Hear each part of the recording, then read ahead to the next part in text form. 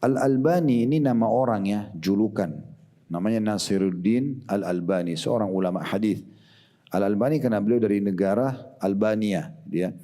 Tapi waktu akhir-akhir hidupnya beliau sudah nutut ilmu, beliau mendapatkan warga negara Saudi dan akhirnya pindah ke Jordania. Ya.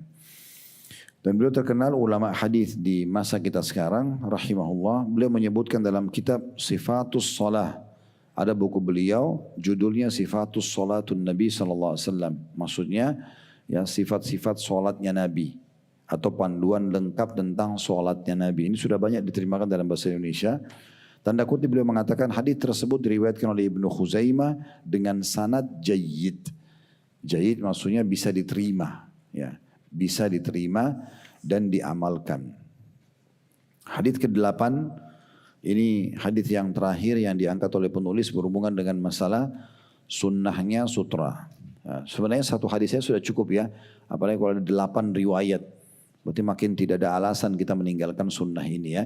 Dan sekali lagi kita sudah ingatkan tujuan kita bedah buku ini untuk mengingatkan kita sunnah-sunnah yang banyak ditinggalkan.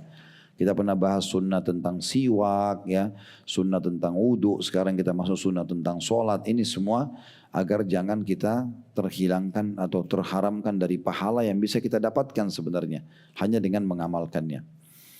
Hadis nomor 8 dari Sahal bin Abu Hathma, bahwa dia memarfukan radhiyallahu anhu, dia memarfukan atau dia menyampaikan. Memarfukan itu maksudnya sampai ke Nabi. Ditulis saja keterangan-keterangan itu ya di bukunya. Jangan lewat begitu saja, sayang gitu ya. Kalau jadi Bapak Ibu mendengarkan hadis ini marfu, marfu maksudnya sampai ke Nabi. Langsung ya. Dikatakan bahwasanya dia memarfukan kepada Nabi SAW, "Idza shalla ahadukum ila sutrah falyadnu minha la yaqta'is syaitanu alaihi salata."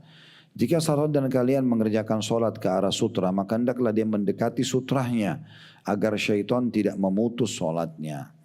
Hadis ini diriwayatkan oleh Abu Daud.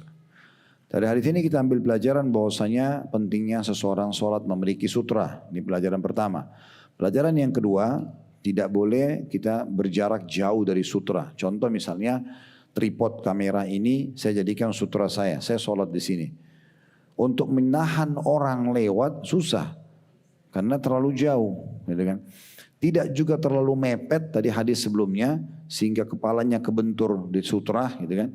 Jadi ada jarak ukuran anak kambing. Itu sudah jadi jawaban. Berarti memang kita harus mendekat dalam arti kata batasan di mana kita bisa sujud dan masih ada jeda sedikit sekitar ukuran 10 sampai 15 cm antara kita dengan sutra. Dan jangan jauh-jauh karena kalau jauh nanti akan sulit sekali dia untuk memisah.